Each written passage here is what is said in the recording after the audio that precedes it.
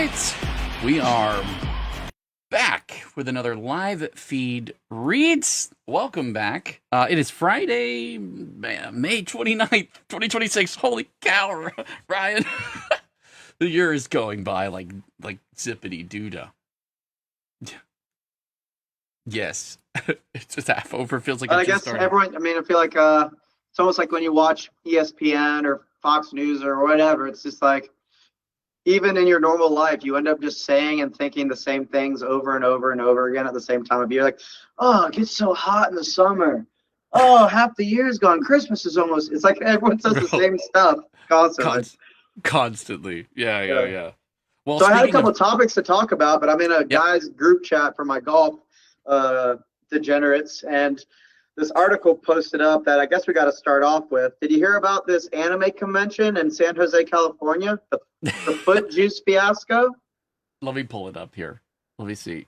So apparently, at this anime convention, several men in there are California. these women dressed up in cosplay with their feet in a giant cooler of what looks to be probably some sort of like punch creation, not vodka and Gatorade or something, and basically they dip their feet in it, and then guys are paying significantly to drink the drippings off of the feet. Wow. Yeah. I see the video here. Good So grief. this is an interesting comment. Feet juice was definitely the main attraction of this year's ParkOn event, with many calling the stunt the lowest form of marketing. That is technically incorrect, however, considering how fast the unusual beverage reportedly sold out. Jeez. Okay, so I see there where it says that there's like in the video it said something about a lawsuit. The guy's got like lung fungus from the feet juice or something, and then I think Grok debunked it and said nothing like that has been reported. If you've contracted lung fungus from the feet juice convention, contact Morgan & Morgan now. Would there even be the possibility of such a lawsuit? Like, who would you? There are lawyers out there that sue over any possibility of potential, victory, we'll say. Would I take that case? Hell no. It's like, you assume that was a caveat emptor, buyer beware. You did stupid shit, you pay the price. Okay. Interesting. Yeah. That's fair. But that's just one lawyer's opinion. Okay, yeah. That's one lawyer's opinion. That's just so weird, man. I don't know. We're having a hard time just being human, I think, nowadays. Social media's got us turned into cartoon characters. Another video that just popped up on my feed, and it was like a parade in Britain with a bunch of British citizens carrying the Union Jack, like their flag, and then a bunch of people on the sidelines, like one girl was visibly weeping as if it was like the Nazis marching down Berlin, taking over. Like, my word. So that your own country's flag causes you to weep in depression and misery. It's absurd. The world's going to hell in a handbasket. I don't know what. Yeah, unless you hate yourself, you're not. Yeah, we're living in interesting times. Yeah. Unless you hate yourself. Feet juice and crying for your nation's flag walking by you. Man, what is happening? This isn't what we do with our kids. I mean, obviously, we've talked about this before, but I homeschool our kids and teach them our own traditions and ways, and like, there's just I don't know. I hope to goodness that my boys wouldn't end up young 20-somethings and like in a park and crying because someone's doing a 4th of July barbecue.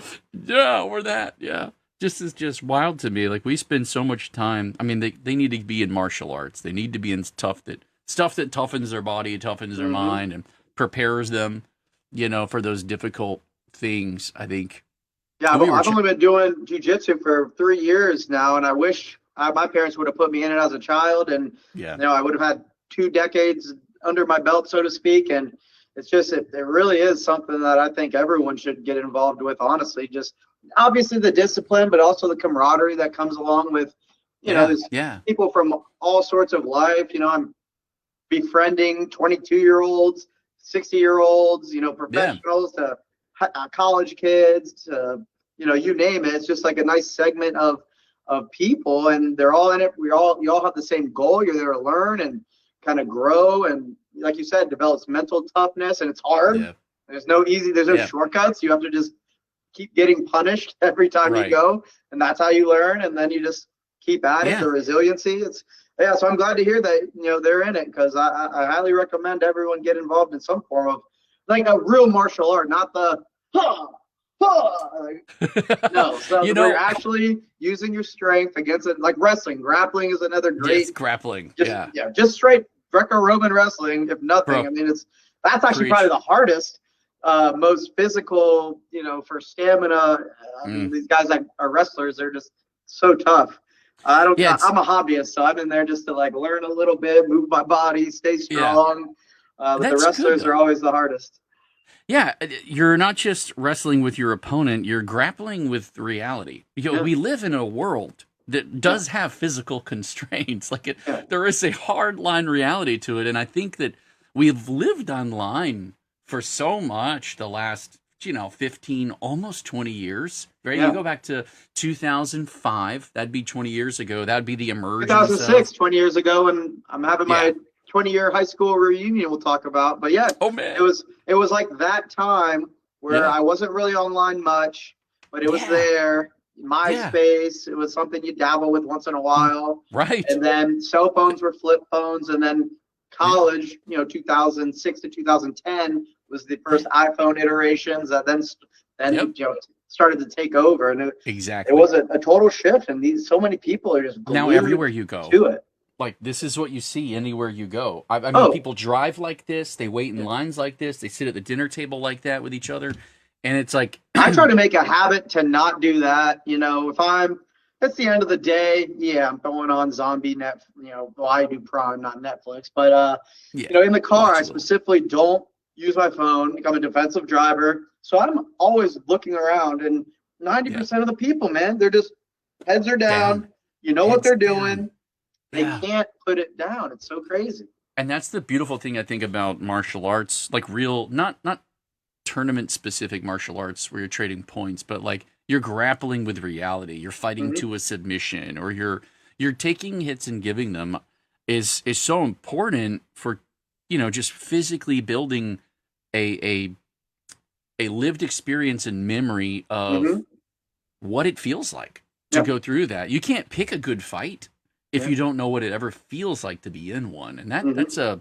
a visceral thing. On Thursdays, I've taken our homeschool dads and there's no girls allowed. So it's just fathers and son time. And No, if your you'd be son in is going to trouble in come, public school. yeah. Well, yeah. But if you're going to come and you want your boy to participate, you as the dad also have to participate. So these are the kind of like ground rules. And I do what we call Like Fight Club. C3. Kind of, yeah, If it's your actually. first night, you gotta Yeah. fight. That's right. That's right. So we do C3. It's conditioning, character, and combat. And so we'll put them through this hellish ringer. The dads have to do it too. And we do it alongside them to build that bond, that father-son bond. But Hmm. then also, when you tell your kid to do something and they're like, I can't, that's hard. Like, you've been in the trenches together from Hmm. this physical activity. So then we sit down, we give them a breather and talk about some character. Like, what does it mean to be a man, and how do you mold yourself into that? And then the third C is combat.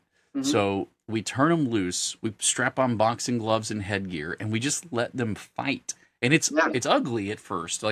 We kind of started this thing where like it's just raw, and they were just flinging their arms, and it's like that's not how we fight. But continue, it's about their mental toughness, their fear, Yeah. balancing their fear once they get struck in the face. Do they just cry and quit, or do they get back up?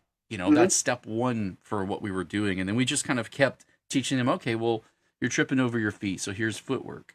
All right, well, here's how to properly hit. Or now you're judging distance. Or this is a jab and this is a cross. Or now you want to look for openings. And you're just kind of little by little Is this a graduate them. franchise, or did you guys start this? No, I make it all up. Dude, that's awesome. That could be a Well, franchise. I could see that going viral. oh, well, thanks. You Maybe should it will start be. videoing that. I can guarantee you, if other dads out there in the country see that could be a thing. Yeah, You I've should been create trying to some approach it in a SOPs for way. it, put it online. Yeah, yeah. I've been trying to approach it in a way where other people, if they want to, could implement it with their family or friends and kind of do their own thing. That's one of the things that bothers me about a lot of these programs is it's like you pay for them and one of their instructors has to implement it. It's not like Yeah. They'll slowly walk you into something, but it's so important, the just grappling with reality, you know, and the ability to go, wow, that hurts. Maybe I don't want to run my mouth in the line, you know, later. Like, not worth it. Well, yeah, Unless definitely. It's like the people that actually train martial arts or any sort of combat sport. They're not the ones out there looking for fights, because they know there's always a bigger fish or someone who trains more than you. And you can't tell by looking at someone if they know what they're doing or not. For the most part. Now you can look at some people and get a good idea, but for the most part, it could be a twiggly little nerd looking dude and he'll whoop you. He's gonna wrap you up like a pretzel. Yeah.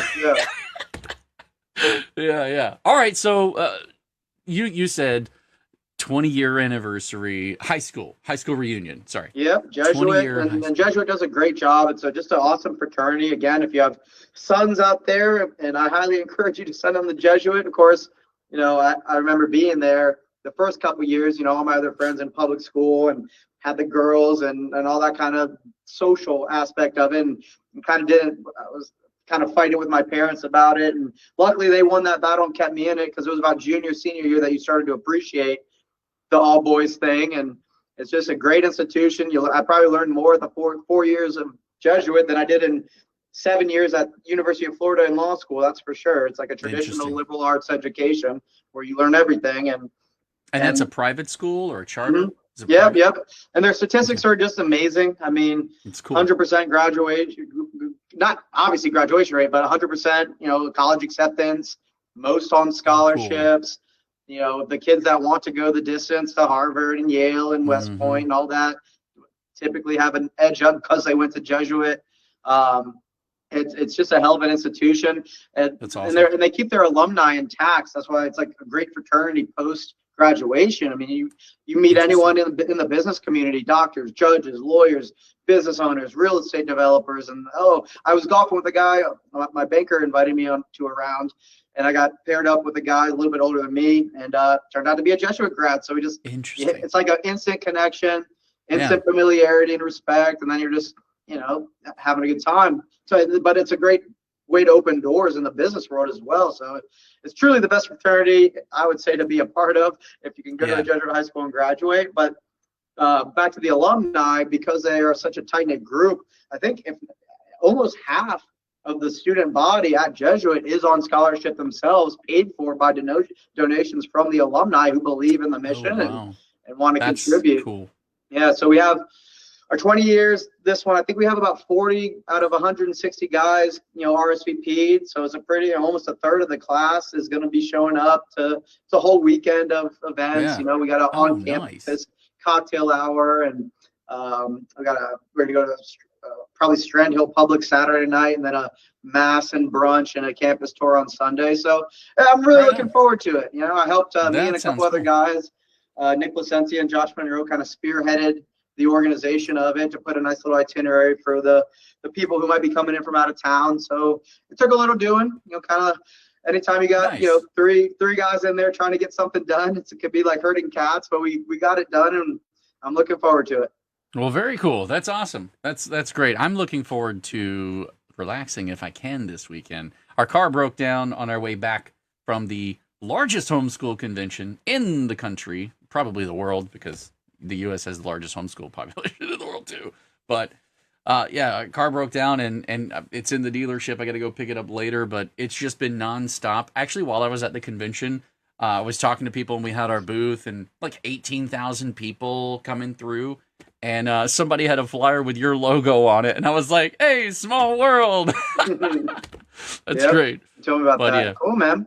I'm looking forward to doing nothing this weekend. Well, I envy you those weekends as well. That was me last weekend. We kind of just did a whole lot of nothing, and I like doing, but I like doing nothing too. So you got to have the mix of activity and passivity. Yeah, absolutely. All right, man. Well, unless there's anything else, I think we can wrap it up for today. Is there anything else you wanted to say or talk about before we bounce? No. Everything's green lights. Sounds good. All right, cool. I'll get us out of here, and we will.